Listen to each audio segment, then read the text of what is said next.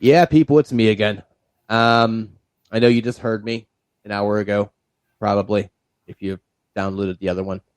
So, this is the X's and O's of life, the interviews again. And I have Lois Hollis on the line. Well, not on the line, but you know what I mean. And she is, well, I don't know how to really explain it in the best way possible. You are a survivor, as you said, and you speak a lot about, you know, shame and guilt and what that looks like and what to do with it. And I feel that, you know, this isn't going to be one of those funny, silly episodes that we do.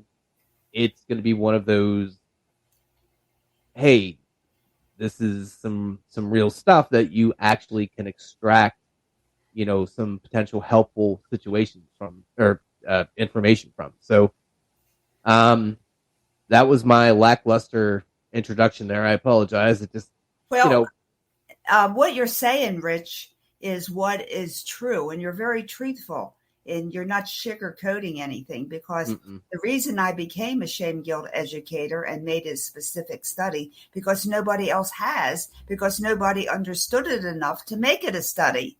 And that's why you're fumbling for words, because nobody has come up with words. And that was my job. I took this on because no one has the right approach to shame guilt. And that's why we all waddle in it. That's why um, suicide is at a world record high. People are on drugs all over the place. Is all because of shame guilt. I call shame guilt. So, Rick, you're right.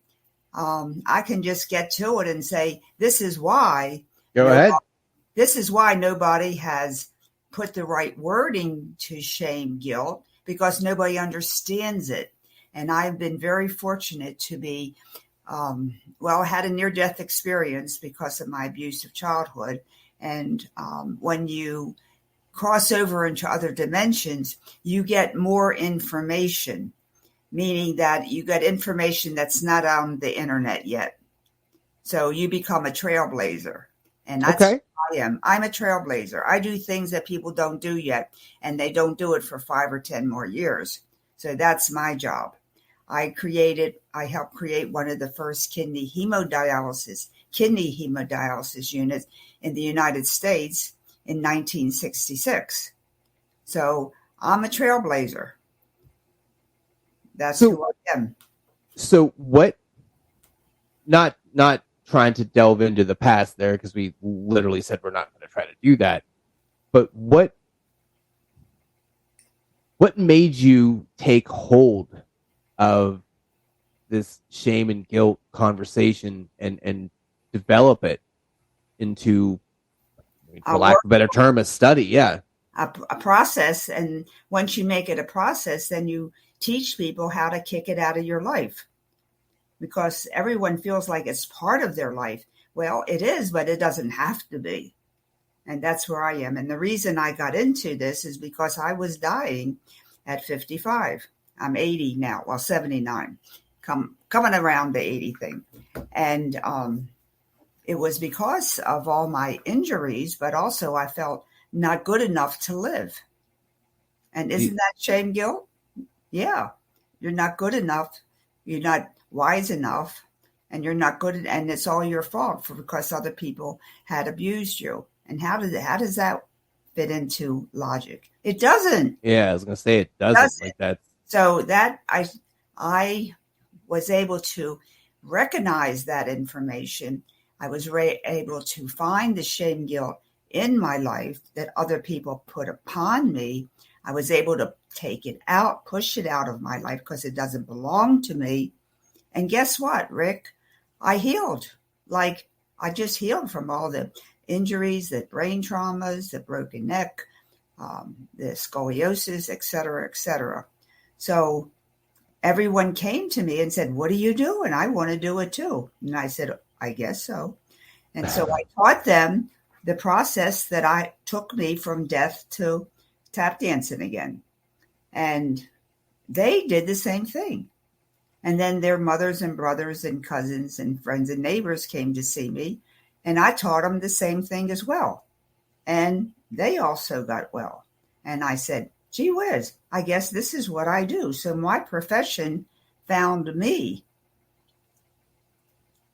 That's it's kind of funny you say that, because one of our recent episodes that we did, it was kind of about the word patience, and how, you know, some people tend to reach and try to grasp on to all of these opportunities and this, that, and the other. But there are a lot of times where you sit back and let, whether it be a relationship or a job or whatever opportunity insert there comes to you, and that ends up being the thing you're actually waiting for. So that's pretty amazing that, you turned your trauma into, not only something lucrative, but something that's actually and probably more valuable, helpful to people. Oh, definitely. And the more I taught, the more I learned. And Yeah, that's that makes true. sense. That is true. And I found out that what I saw, and the reason I got such great response was because I have the ability to see. What do you mean, the ability to see? Well, I can see things, I can feel things that are there that most people can't tangibly feel. So I became a filmmaker. So Okay. my films make shame, guilt, energy visible. So I make shame, guilt, you can see it, and you can see it as a thing, not as some nebulous thing that's hurting you. So, for So example, what does that look like? it looks like a puff of green smoke. And, All right. well, Fair. yeah, remember Dorothy in The Wizard of Oz? Yeah. They do. She needs to talk to the wizard because he's all and powerful, right? And she needs to get back to Kansas. So she goes to see the wizard, and she trembles in fear because he's so awesome and he's so wizard. He's a wizard with wisdom. Okay, so she gets to the all and powerful Oz. And what does Toto do?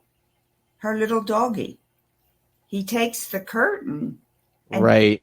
back.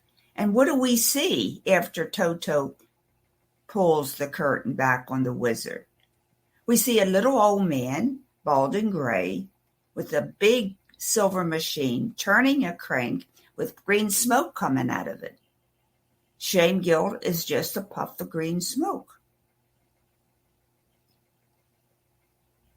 Oh, which we okay. have made to believe is horrible. Well, it is horrible, but it's just a thing that we can get rid of. Yeah, I Which, was going to say, what does shame and guilt mean to you? okay, well, the world says shame is a feeling of not good enough. And we're not capable of doing it because we're not wise enough. Guilt tells us we did something wrong and we have to be punished for it.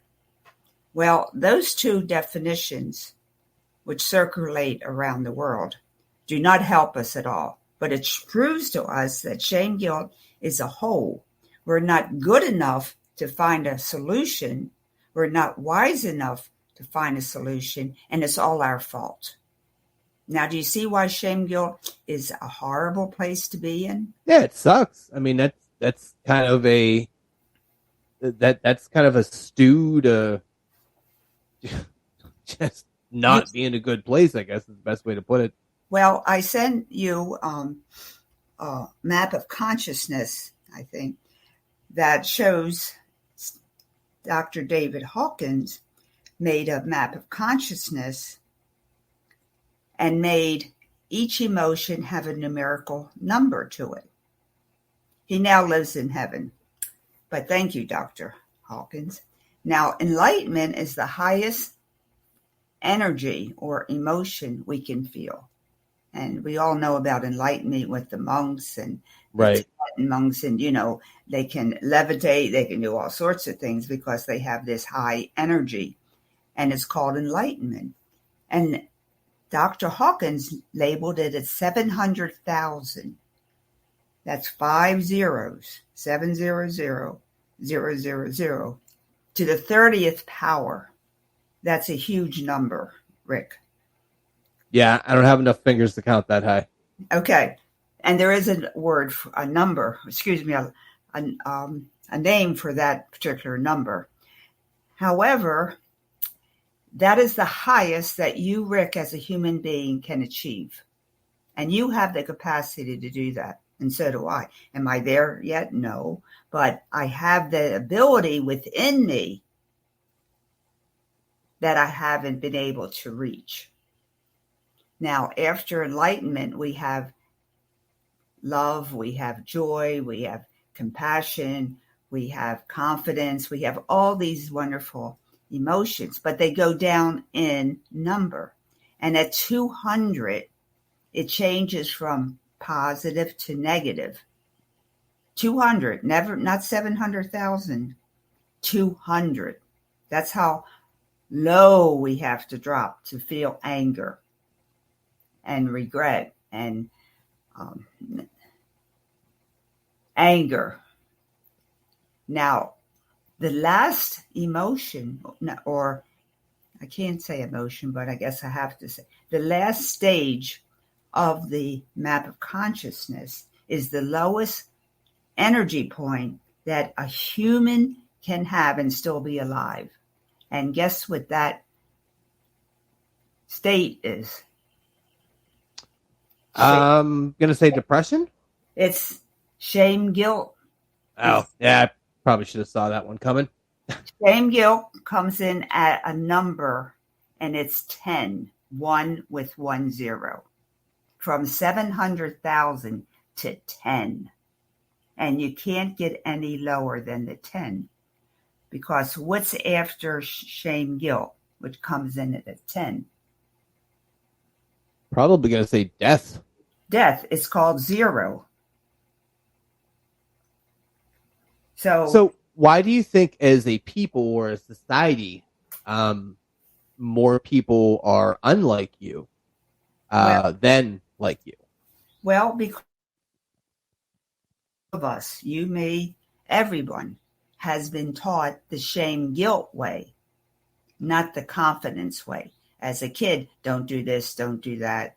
You're not, if you do that, you're going to be, you're going to sit in a corner for 10 hours or, where there's always penalties. We raise children.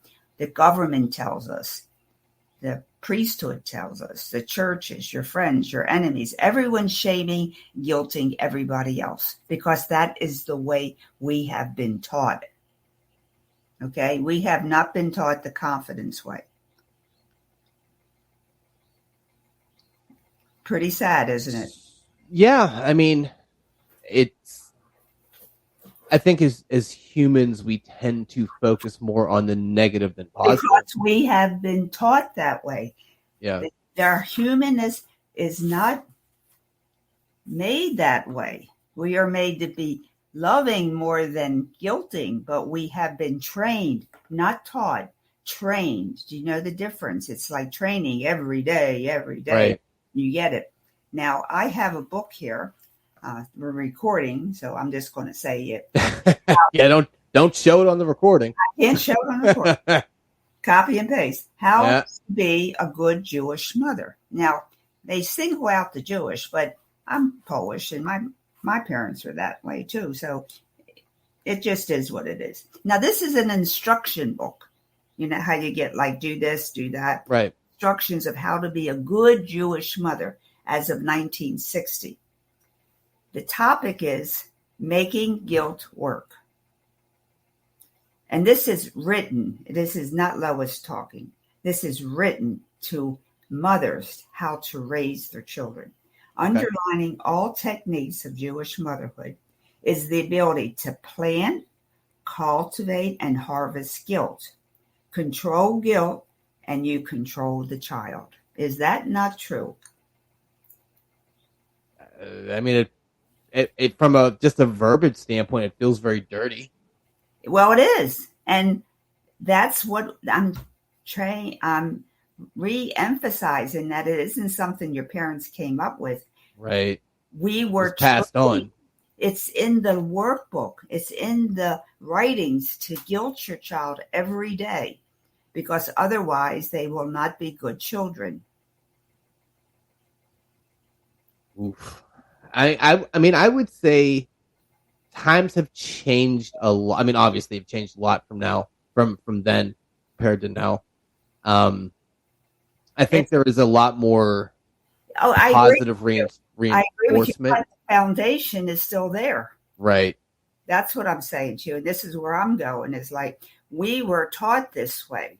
Now, those of us that are seeking a higher consciousness obviously have to deal with the guilt and shame and so forth and so on. And we are learning, but we still need to get rid of the foundation of the shame guilt. And we have to know that it's not our fault. Okay. See, that's in the consciousness. It's your fault because people got sick. It's your fault because people got um, the COVID, whatever. It's your fault because you breathed on them. It's your fault because you didn't wear a mask. I mean, it's your fault for breathing, but it is said in a way that it's always your fault. And that's where you have to be very discerning of how people talk to you, and you talk to yourself. Yeah. Well, it's interesting just speaking with you, and this is kind of the cool thing about this podcast, because I don't, whether it be the interviews or just the regular podcast that me and my friend do, it's very organic, and we'll have a subject that we're going to talk about and speak about and whatever, but we don't actually attack it previous to the show. We speak our pieces on the show, and whatever comes from it, and kind of the same on the interview. And what's interesting is, thinking about guilt, right? You do something and you have a conscience and you feel bad about it. You can very easily stew over that for hours, maybe a day, and you will just continuously go over that situation in your head and yada, yada, yada. But what's interesting, though, is if you're happy, you don't really think why. And you don't really focus on why. You're not stewing over why you're happy. I mean, unless you're, maybe a little off in the noggin there, but, you're not really putting the time that you put into happiness that you put into guilt. And that can so adversely affect you. Your mood, the rest of your day, every other interaction that you have this underlying feeling of, well, this other thing is going on. I can't really enjoy this amazing thing that's happening in the here and now because I feel guilty for something that I did. And I don't know, it was just a bit of a thought that came into my head as we were speaking here. Okay, so I say skip the guilt, skip the shame, because you can't do anything about it. You can feel regret.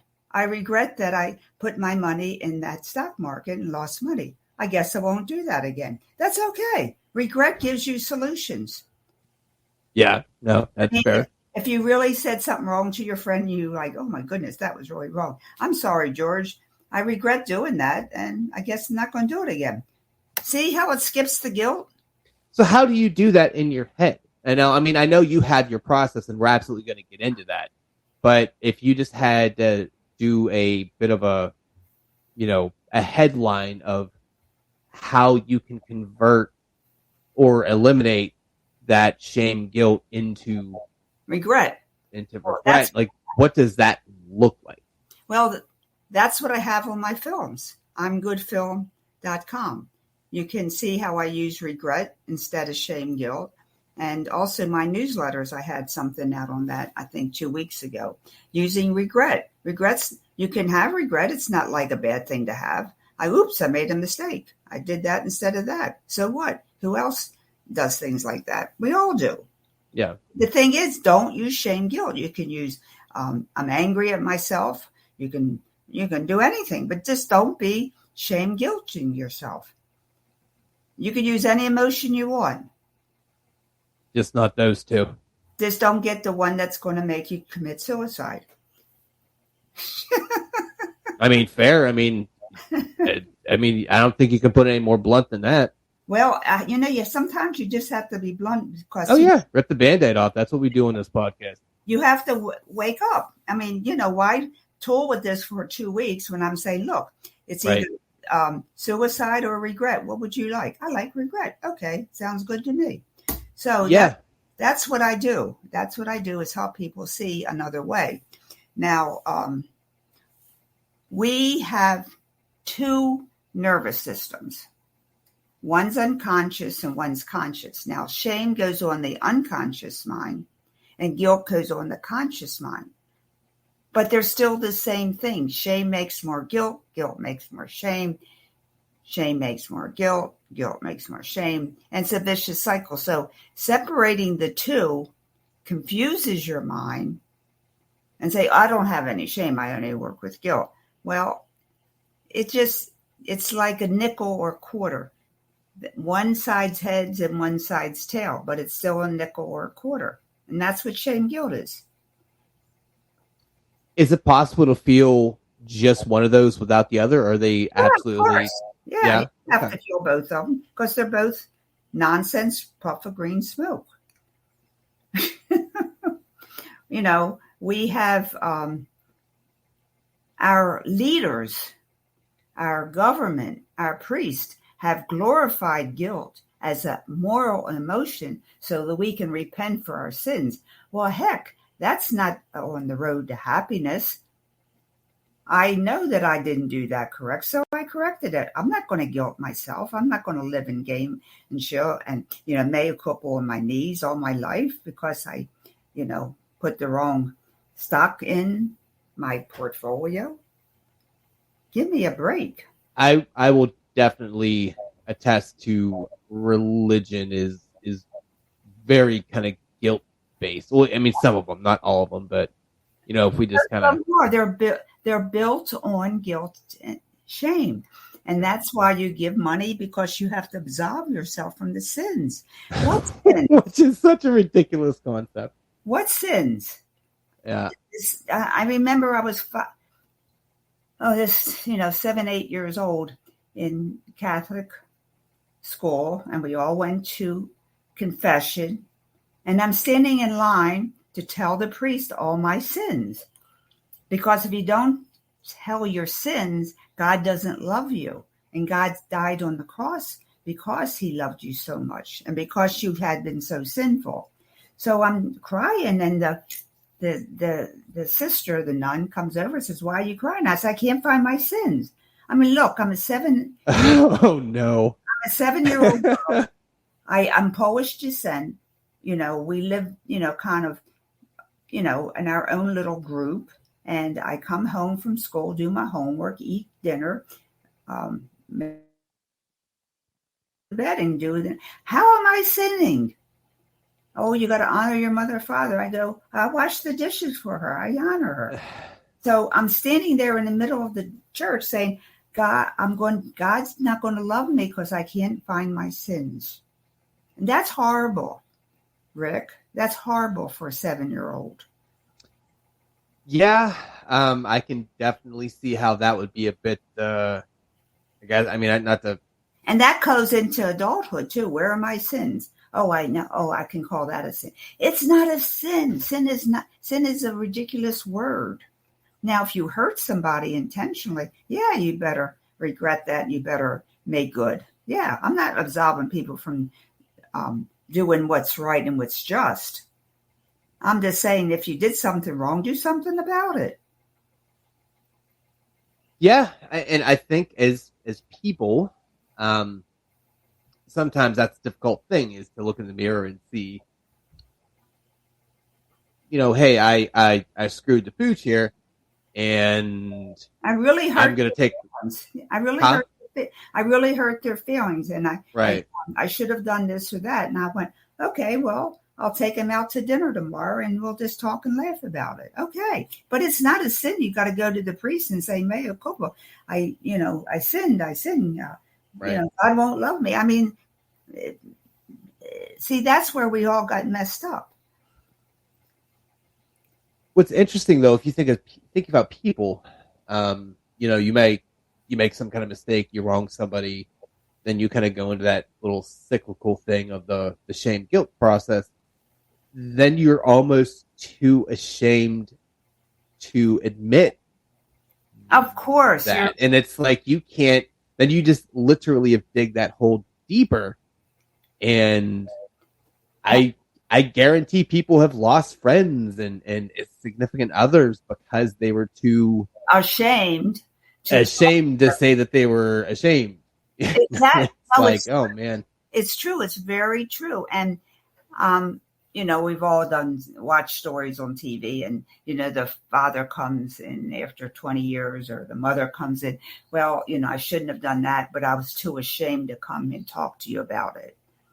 And that's the whole point that I'm making here today. Shame, guilt will only hurt you. So if you're doing something out of shame and guilt, you just have to kick it out and do something else.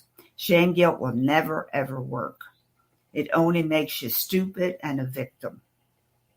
So if you had to if you had to tell me a playbook right now, like if this was a 3-step process to get rid of that out of your life, what is that? Okay, the first thing is to identify shame, guilt.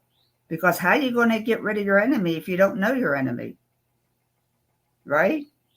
Right now it's clandestine in all our corporation and our studies and our books and in people's personality. So I have a newsletter, and it's called 500 Questions, One Answer.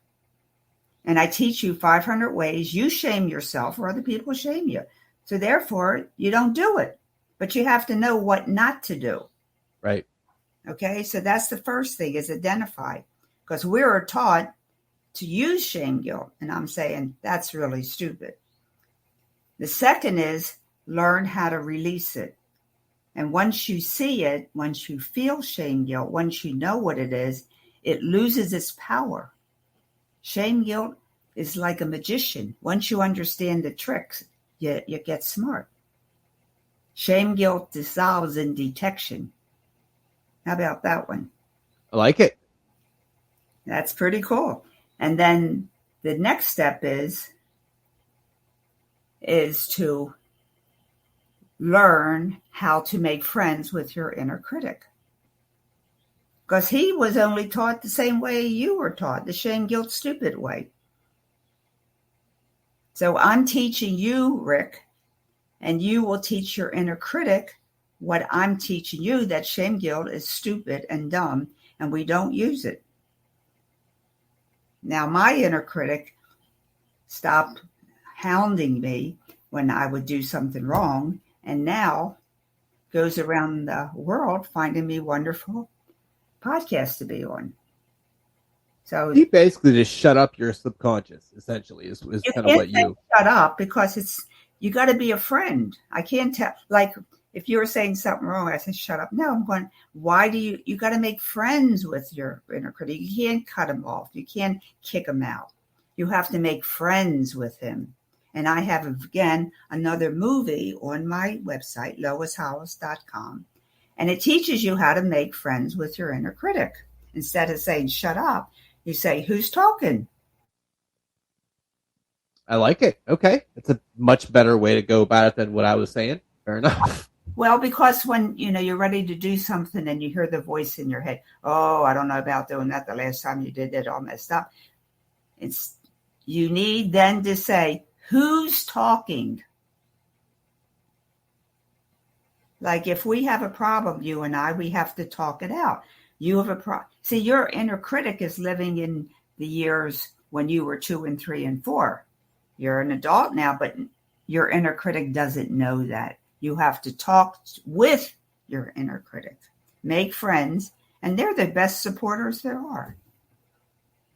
So I mean, there is that kind of trope of you can't really love other people until you love yourself type of thing. So yeah, that definitely checks out. That makes sense. Well, you don't go after loving yourself. You get rid of shame, guilt, and then the love is just there. It's not a hard process. It is a hard process if you're dealing with shame, guilt. So the first order of business is kick shame, guilt out. But you have to find it to kick it out, because we don't know any better.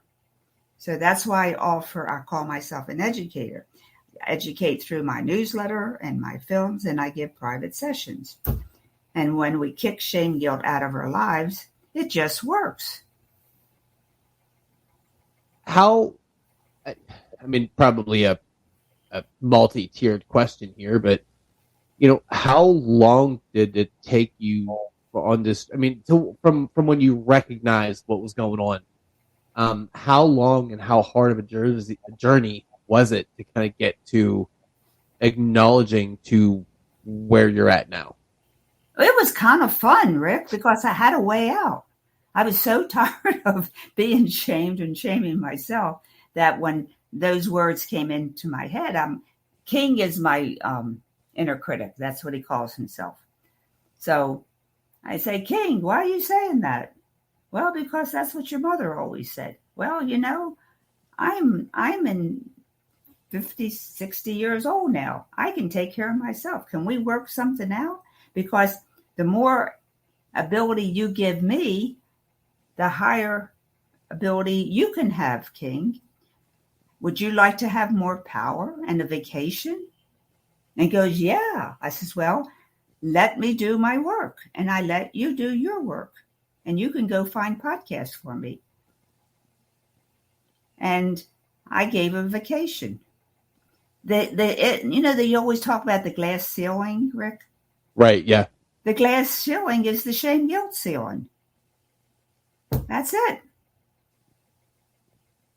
And I'm assuming that you are much more relaxed and even keeled and happier nowadays since you have been able to kind of conquer that proverbial demon.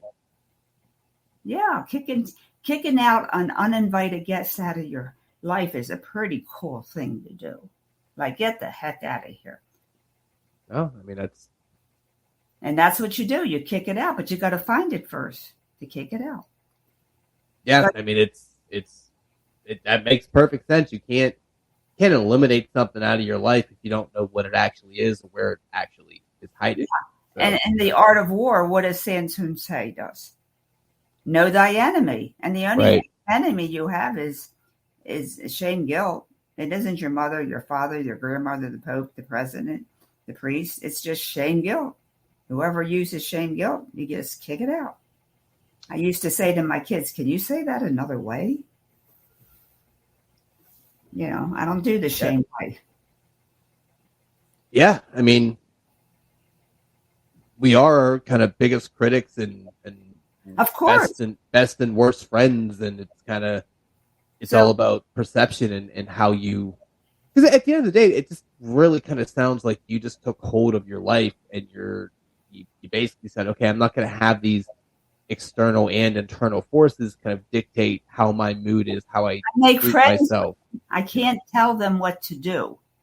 Like, then I become a shame guilt monster. I become friends with someone that we don't need shame guilt in our life. Do you see the difference? We don't need it to be happy. We don't need it to get what we want. Shame guilt is not part of humanity. Shame guilt energy is placed upon humanity to keep us dumb and stupid. Okay? Do you ever notice people that use a lot of shame guilt are not highly intelligent? They're manipulative. Yeah. Not intelligent. Yeah, they tend to be a little lackluster on the intellectual spectrum there, yeah. Yeah. Yeah. I'll tell you a little story. I had to go to court because someone hit me in the face. Long story. It was a very bad neighbor. Anyway, so I have a video of it. Like, this is called 100% evidence. Somebody coming up to you and putting their fist through your car window and hitting you, right? Yikes. That's kind of like evidence. Like, it shouldn't even have gone to court, right? Right. So anyway, it's a political figure. So obviously they didn't do anything wrong, right? So their lawyer comes up to me because I'm in the court and sitting there in the chair and witness chair, and they trying to tell me that it really didn't happen. I doctored my video, and I had to cause the guy that hit me. I tested him. I did all these things to him. I talking to him and his You own. gave him just cause, is basically what Gave you're him saying. just cause to hit me, which is not true. The guy Right. hates me, and it's a long story. Anyway, so, and I'm going, well, not really, not. And then all of a sudden, Rick, I get this moment, and I go, oh my goodness, this case is so 100% winnable by me that they have nothing to take away. So they're making things They're up. like gaslighting you. And they're shaming me. They're shaming me to say that I don't know what I did. I was not in my right mind, or they were shaming my ability. And I went, oh my goodness, that's all they're doing is shaming me. Well, I know I'm the expert in that. And I kept on saying, well, that's not true. And why do you say that? And then they said something. I said, I did not say that. I said to the court stenographer, you don't put that down because the lawyer said that. Lois didn't say that. Guess what? I won hands down. Oh yeah, I mean, if you said you had the literal video evidence, like even but here's the thing, even if you provoke this person, they had still no right to hit me. Right, like there's still unless you laid hands upon that person first, then I guess self-defense. But everything up until that, you still don't have like just cause to do that. So that's wild. That was a great win for me because the use of shame guilt, which I could see the lawyer using against me to try to devaluate me. Right. I kept saying no because I knew what he was doing. If I did not have this shame guilt information that I do have, I might have lost the case because it was a political figure and they were trying to get rid of me. Yeah, I mean, I feel like if that was just kind of Joe Schmo, they wouldn't even really. I don't think any of that stuff would have happened. They would have been like, yeah, you can't punch people. You can't she just wins. But you add in that quote unquote local celebrity or celebrity aspect of it, then obviously everything gets kind of they muddy the waters with that. Then you actually have to use some other kind of things there. Yeah. Everybody needs to know about shame guilt and how people use it to make themselves good or make their agenda work. Or you better take this medicine or you'll die, or, this or that. And it's like, that's not true. You're trying to scare me. You're trying to shame me. So I think it's necessity to learn about shame guilt. You just have to know how people use other people. Yeah. I mean, it's an unfortunate manipulative kind of, circumstance with those types of things. But once you know the game, it's kind of like fun, Rick. It's like, wow, you're really a shame guilt junkie. I don't want to talk to you anymore.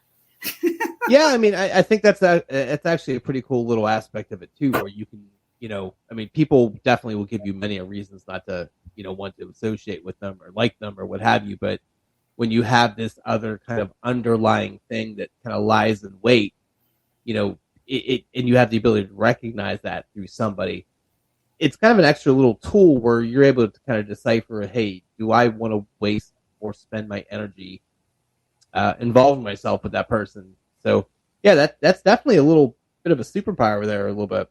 I know. And I think we all need to know that. That's what I'm saying. It's like we got to know this to survive in this crazy world. We have to know it. And so read my books, get my newsletter, and you'll learn to cite a shame guilt junkie. And you say, nope, I don't think so. Bye. Well, I'm definitely going to want you to send me I'm assuming all the links are on the Podmatch site, so I could probably just grab them out there and just put them in the description.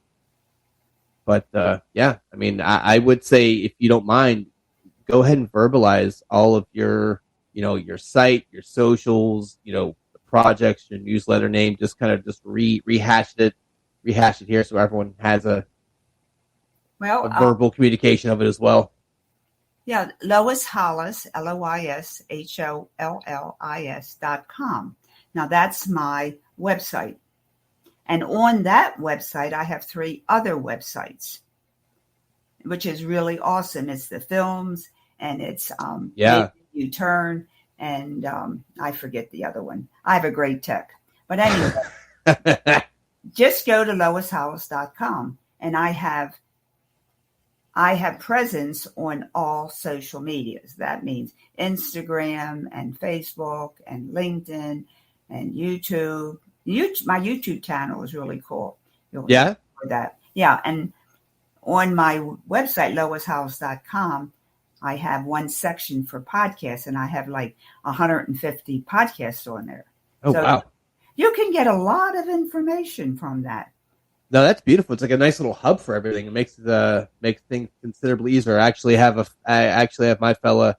He's building the website for me, so I can put all of my stuff on there as well. So it's a much easier. Now, You know.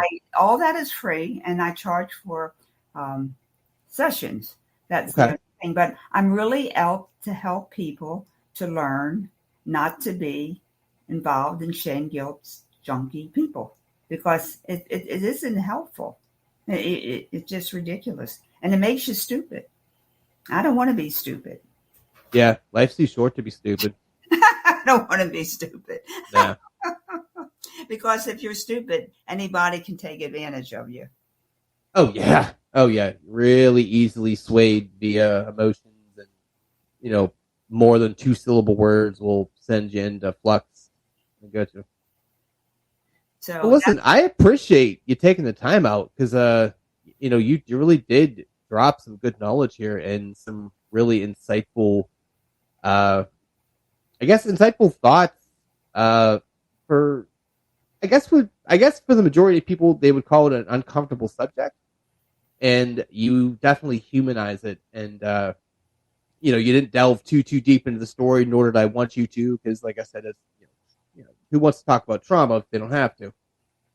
But you very much come across as a success story, and you have, like I said earlier, provided something or presented something that's lucrative and helpful. And there's not many words that can be said about that other than that's fantastic. And know that shame, guilt is not part of you.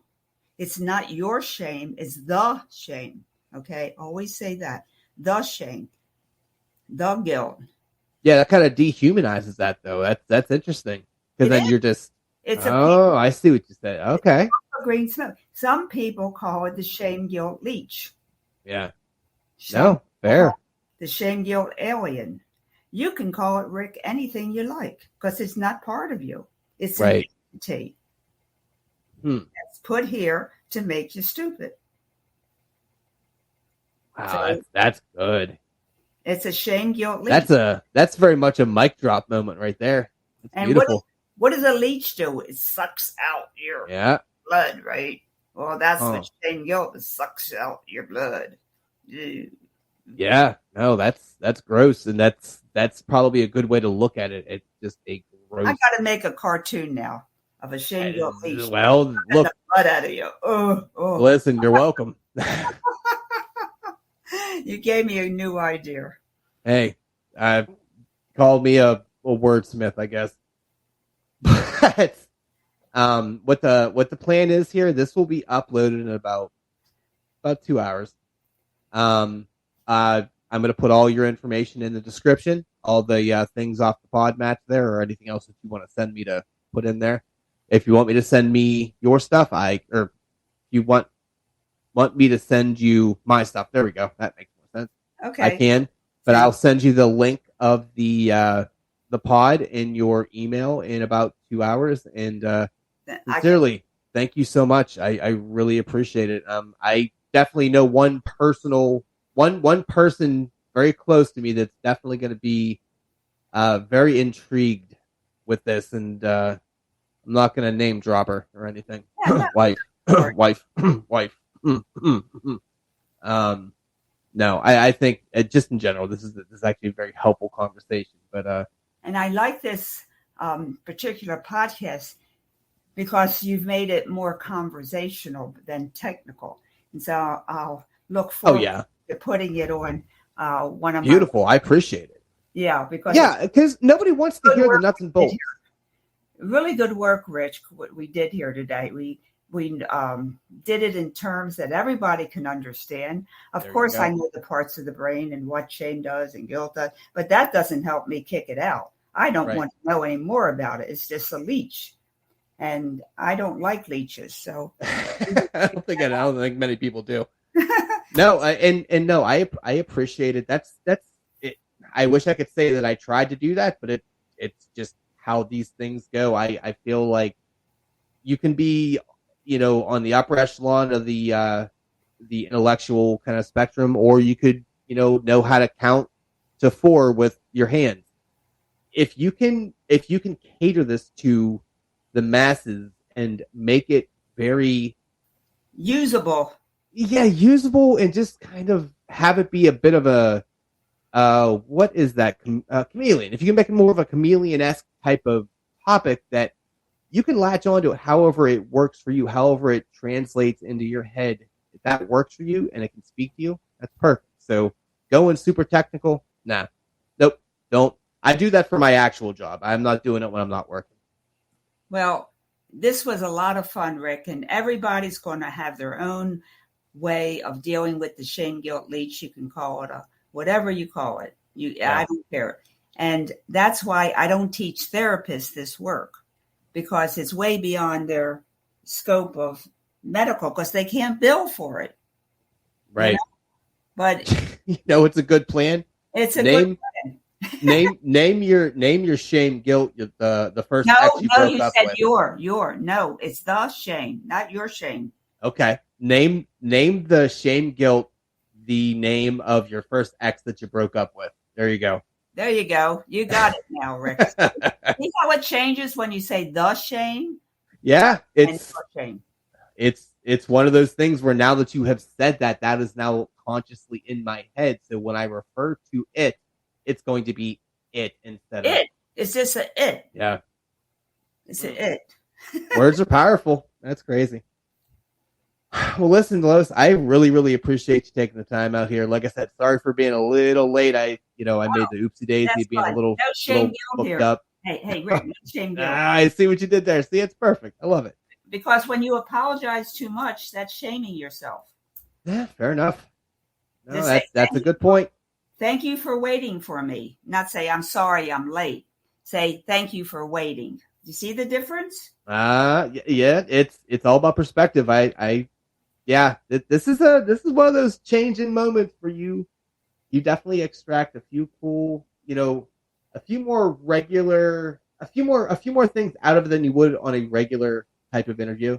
And that's kind of why I put the disclaimer out there in the first place, telling folks, hey, this isn't going to be the whole super silly, jokey thing. It's going to be more of an informative, I wouldn't say it's a heavy episode, but it's more of the informative variety. So, all right. Well, listen, I will let you go here. Once again, thank you so much, and I will send this out to you in about 2 hours.